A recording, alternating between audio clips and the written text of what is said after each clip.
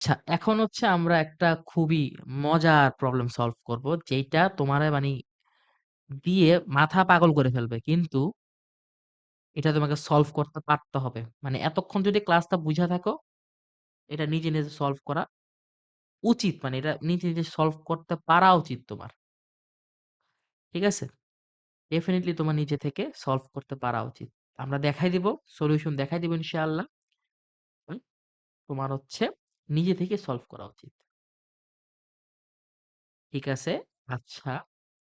তারপর হচ্ছে এইখানে আরেকটা এরকম লুপ আসবে। এখানে আরেকটা আসবে।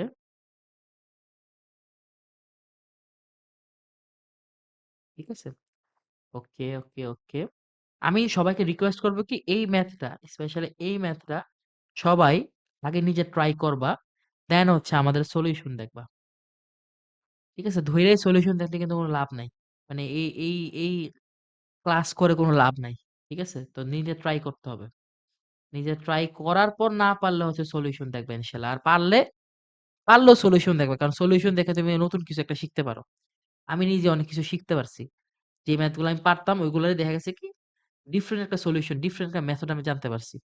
আচ্ছা এখন দেখো আমাকে বাইর করতে হবে যে প্রত্যেকটা ডায়োড ফরওয়ার্ড বায়াস এ আছে কিনা। তাইলে হচ্ছে আমি হচ্ছে কারেন্টের ফ্লোটা বের করতে পারব। এখন এটা ফরওয়ার্ড বায়াস এ আছে। ঠিক আছে? এটাকে মনে করো D1 দিলাম আমি। D1 is on forward bias. কেন? D1 এর যে P প্রান্ত এটা কি কিসে এই ব্যাটারির পজিটিভ প্রান্তের সাথে যুক্ত। তার মানে এটার ভোল্টেজ বেশি। আর এন্ড প্রান্ত হচ্ছে কি নেগেটিভ প্রান্তের সাথে যুক্ত। তার মানে এন্ড প্রান্তের ভোল্টেজ কম। তাহলে যেহেতু এখানে P প্রান্তের ভোল্টেজ বেশি, P টাইপের ভোল্টেজ বেশি, এইজন্য এটা কি ফরওয়ার্ড বায়াসে আছে। D1 তাহলে কিসে আছে? ফরওয়ার্ড বায়াসে। বাট এটা যদি D2 হয়, এই D2 এর ক্ষেত্রে চিন্তা করো। এই যে P টাইপ অংশটা এটা যুক্ত আছে হচ্ছে নেগেটিভ এর সাথে। ব্যাটারির নেগেটিভ প্রান্তের সাথে। তার মানে এটার ভোল্টেজ অবশ্যই N টাইপের থেকে কম। তার মানে কি এটা রিভার্স বায়াসড এ আছে। মজার ব্যাপার দেখো। রিভার্স বায়াসড এ আছে এটা। তো এখানে কি হবে একটা সিম্পলি একটা হচ্ছে তোমার ওপেন সার্কিট ক্রিয়েট হবে, হ্যাঁ? একটা জাস্ট ওপেন সার্কিট ক্রিয়েট হবে। তার মানে আল্টিমেটলি আসলে কোন কারেন্ট ফ্লো করতেছে না। কারণ মনে করো কারেন্ট এখান দিয়ে গেল, এখান দিয়ে গেল, এখান দিয়েও গেল, এখান দিয়েও গেল, এখান দিয়ে গেল। মানে জাস্ট যদি যায় আরকি। যদি কারেন্ট যাইতে পারত। কিন্তু এদিক দিয়ে তো সে কারেন্ট যাইতে পারতেছে না, তাই না? কারণ এখানে হচ্ছে কারেন্ট 0। তার মানে আল্টিমেটলি মানে পুরা সার্কিটটা কিন্তু ফিল আপ হচ্ছে না। মানে সম্পূর্ণ হচ্ছে না। পুরা সার্কিটটা ক্লোজ হচ্ছে না। তার মানে কি? এখানে আল্টিমেটলি I সমান হচ্ছে 0 অ্যাম্পিয়ার। বোঝা গেছে বিষয়টা? আশা করি বুঝতে পারছো। Next question, next problem. আচ্ছা। এখন হচ্ছে আমরা এতক্ষণ তো হচ্ছে সিরিজ ডায়োড দেখে আসছি। সিরিজ ডায়োডের ক্ষেত্রে আমরা কি করতাম? জাস্ট বিয়োগ করতাম। বাট যদি প্যারালাল ডায়োড থাকে তাইলে কি করতে হবে? এটা আমরা এখন দেখব, হ্যাঁ? এখানে 30 ভোল্টের একটা কি আছে? ভোল্টেজ সোর্স আছে বা ব্যাটারি। আমি ধরে নিচ্ছি ব্যাটারি। এটা কি হইছে? এখানে গ্রাউন্ডিং করে দিছি নেগেটিভ প্রান্তকে আমি। এখান থেকে হচ্ছে I গেল। এটা হচ্ছে 10 কিলো ওহম। ঠিক আছে? 10 কিলো ওহম। আচ্ছা আমি একটু নিচে নিলে বেটার হয় মনে হয়, হ্যাঁ? ওকে। 10 কিলো ওহম। এখানে হচ্ছে একটা সিলিকন ডায়োড আছে এরকম। আর এদিক দিয়ে উল্টা একটা সিলিকন ডায়োড আছে, হ্যাঁ? উল্টা একটা সিলিকন ডায়োড আছে। এখান দিয়ে হচ্ছে তোমার একটা 10 ভোল্টের ব্যাটারি সোর্স আছে বা ভোল্টেজ সোর্স আছে। যেটাকে আমি গ্রাউন্ডিং করে দিছি, হ্যাঁ? আচ্ছা। এখন খেয়াল করো এই যে সিলিকন ডায়োডটা আছে এটা কি? এটার P প্রান্ত আছে 30 ভোল্টের সাথে, N প্রান্ত আছে 10 ভোল্টের সাথে। তার মানে কি? এটার P প্রান্তের ভোল্টেজ N প্রান্তের ভোল্টেজের চেয়ে বেশি। আমি ইজি করে বোঝানোর জন্য P প্রান্ত আর N প্রান্ত বলতেছি, হ্যাঁ? একটু নোট করবা সবাই। তাহলে এটা কি থাকবে তাহলে? এটা ফরওয়ার্ড বায়াস এ থাকবে। আর এটার ক্ষেত্রে কি দেখো এটার P প্রান্ত কি? 10 ভোল্টের সাথে আছে। আর এই N প্রান্তটা কার সাথে আছে? 30 ভোল্টের সাথে। তার মানে কি N প্রান্তের ভোল্টেজ কিন্তু P প্রান্তের ভোল্টেজের থেকে বেশি। তার মানে এটাকে রিভার্স বায়াসড এ আছে। এটা রিভার্স বায়াসড এ আছে। তো রিভার্স বায়াসড থাকা মানে কি? এখানে একটা ওপেন সার্কিট হয়ে যাবে। এরকম খালি সার্কিট হবে। তার মানে আল্টিমেটলি কারেন্টের ফ্লো হবে এরকম। এখান দিয়ে কারেন্ট যাবে, যাবে, যাবে, যাবে, যাবে, যাবে, যাবে। ঠিক আছে? এটা হচ্ছে মোটামুটি সার্কিটটা আমার, হ্যাঁ? তুমি এটাকে আবার এই সার্কিটটাকে একটু মজার ব্যাপার দেখো। যেহেতু এখানে এটা হচ্ছে কি একটা তোমার আর্থিং, এটাও আর্থিং। তো তুমি চাইলে এই পুরা জিনিসটার বদলে কি লিখতে পারো দেখো তো? সার্কিটটা একটু সুন্দর করে আঁকা যায়। এই ২ টা পয়েন্ট কিন্তু সেমই। কারণ ২ টা পয়েন্টের সাথে আর্থিং করা ছিল। তো তুমি ২ টাকে একত্র করে এভাবে আর্থিং করা দেখাই দিতে পারবা। আর হচ্ছে এই পোরশনটা আমি কাইটে দিলাম। হ্যাঁ? এটা আমার দরকারই নেই। কারণ এখান থেকে কোন কারেন্ট ফ্লো করবে না। তো আল্টিমেটলি এই যে ফরওয়ার্ড বায়াস আছে, এটা সিলিকন ডায়োড যদি হয়ে থাকে, তাহলে এখানে কি 0.7 ভোল্টের একটা ভোল্টেজ ড্রপ হবে। তাহলে টোটাল ড্রপ কত হচ্ছে দেখো তো? I যদি লিখি আমি, টোটাল ভোল্টেজের ড্রপ কত? 30 ছিল, 0.7 গেল, এখানে আবার 10 গেল। আর আমার রোধ কত আছে? 10 ইনটু 10 টু দি পাওয়ার 3, তাহলে আল্টিমেটলি অ্যাম্পায়ার। এখান থেকে আমি যদি বের করতে যাই, 30 minus 0.7 minus 10 divided by 10 into 10 to the power 3। Okay, এটা হচ্ছে মোটামুটি 1.93 into 10 to the power 3 ampere. এটাকে তুমি কি লিখতে পারো? 1.93 মিলি অ্যাম্প। বোঝা গেছে বিষয়টা? আই হোপ বুঝতে পারছো। তো মোটামুটি এগুলো হচ্ছে বেসিক টাইপের, হ্যাঁ? লাস্ট একটা প্রবলেম দেখি আমরা। আগে কি ছিল? তোমার একটা ছিল ফরওয়ার্ড, মানে যখন তুমি সমান্তরাল ২ টা ডায়োড নিয়ে কাজ করতেছো, আমাদের আগের টাইপে কি ছিল? এই সমান্তরাল ২ টা ডায়োড আর একটা ফরওয়ার্ড বায়াসের ছিল, একটা রিভার্স বায়াসের ছিল। বাট যদি মনে করো ২ টাই ফরওয়ার্ড বায়াসে থাকে, তাইলে কিভাবে সলভ করবা? হ্যাঁ? তাহলে আমি সার্কিটটা যদি একটা মডেল সার্কিট যদি আঁকি এরকম, এখানে হচ্ছে একটা এরকম ভোল্টেজ সোর্স আছে, 20 ভোল্ট। এটাকে আমি আর্থিং করে দিলাম এদিকে। এদিকে হচ্ছে একটা রেজিস্টর আছে, রোধ আছে 5 ওহমের, 5 ওহমের একটা রোধ আছে। এদিকে হচ্ছে ২ টা সমান্তরাল ডায়োড আছে, হ্যাঁ? এদিকে ২ টা সমান্তরাল ডায়োড আছে। সমান্তরাল ডায়োড আছে। এখান থেকে আবার একটা 10 ভোল্টের একটা কি? ব্যাটারি আছে বা ভোল্টেজ সোর্স আছে। আচ্ছা, একটা মজার জিনিস বলি। আমরা এখন কিন্তু মোটামুটি একটা জেনারেলাইজড ফর্মুলা দিয়ে এই সবগুলা সার্কিট সলভ করতেছি। তোমরা চাইলে কেসিএল, কেভিএল দিয়ে করতে পারবা। কোন প্রবলেম নাই। বাট ওইটা অনেক লেংথি প্রসেস। আর আমার মনে হয় যে রিটেন পরীক্ষায় আসলে তোমরা ওই পদ্ধতি ইউজ করলেই বেটার। কেসিএল এবং কেভিএল। আর এমসিকিউ তে যদি দেয় কখনো, স্পেশালি সিকিউর এবং আইওটি তে এমসিকিউ তে এগুলো আসতে পারে। ওই ক্ষেত্রে হচ্ছে তুমি এই জেনারেলাইজড যে ফর্মুলাটা আছে এটা ইউজ করবা। এটাকে আর্থিং করে দিছো তুমি। ঠিক আছে? ওকে। এখন তোমাকে হচ্ছে ১ম ও একটা ডাইরেকশন দিয়ে দিছে কারেন্টের। এর মধ্যে এটা হচ্ছে কি I বলছে। এইখান দিয়ে যায় হচ্ছে কি I1, আর ডিফারেন্ট কালার নেই। সেম কালারের তো হইল না। এটা হচ্ছে I2। ঠিক আছে?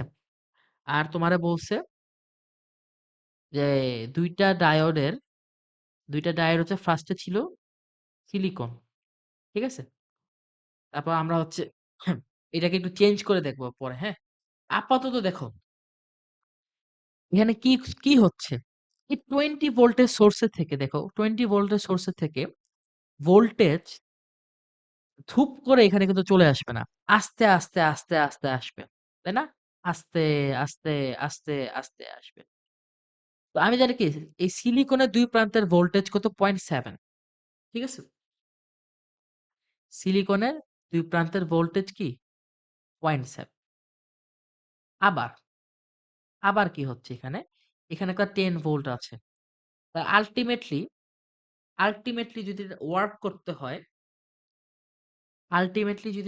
করতে হয়, তাহলে কি? যে প্রবলেমটা দেখতে পাচ্ছি, এটা হচ্ছে আমাদের আজকের মোটামুটি 2nd লাস্ট প্রবলেম।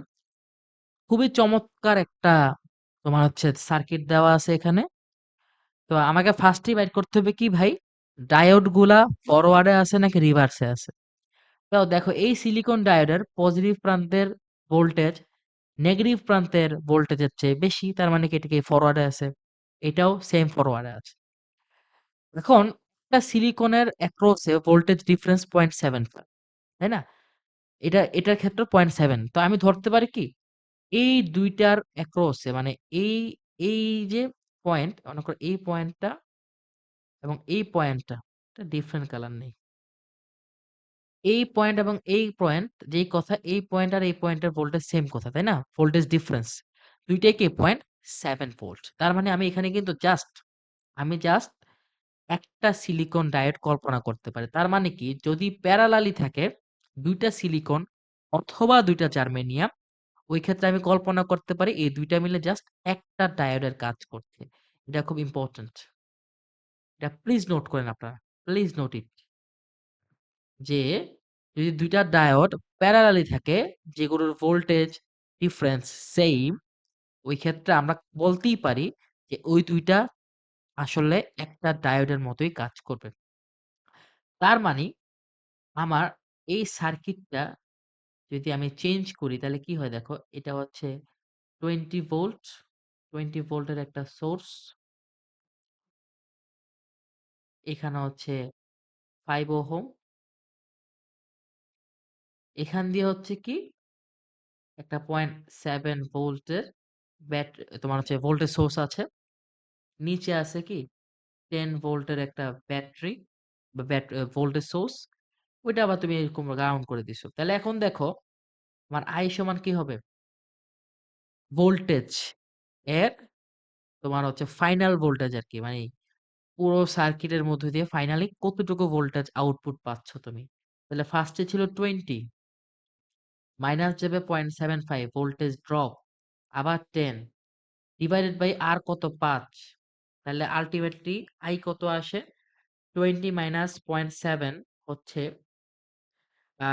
19.3 মাইনাস 10, তাহলে 9.3 ডিভাইডেড বাই 5 এটা আসে 1.86 এম্পায়ার। ঠিক আছে? আচ্ছা এটা কালারটা ডিফারেন্ট দেই। সাদা দিলাম। ঠিক আছে। তাইলে এইটা হচ্ছে মোটামুটি আমার কি তোমার আ সলিউশন। এখন মনে করো আমি একটু চালাকি করলাম, একটু ফাঁকনামি করলাম। আগের ম্যাথটাই, ঠিক আছে? আগের ম্যাথটাই আমি আবার দেখি চলো। একটু চেঞ্জ করে দিব। একটু জটিল করে দিব, কমপ্লেক্স করে দিব। এখানে একটা কি ভোল্টেজ সোর্স আছে 20 ভোল্টের, যেটা এখানে আর্থিং করা আছে। ঠিক আছে? এখানে একটা ৫ ওহম এর রেজিস্টর আছে। এইখানে সিলিকন আছে, সিলিকন ডায়োড আছে। এখানে আছে কি জার্মেনিয়াম ডায়োড। এখন কি হবে? আ সরি, এটাকে জার্মেনিয়াম না ধরে এটাকে সিলিকন বলি আমি। এটা হচ্ছে জার্মেনিয়াম। আর এখানে হচ্ছে 10 ভোল্টের একটা ভোল্টেজ সোর্স আছে আর হচ্ছে আর্থিং আছে।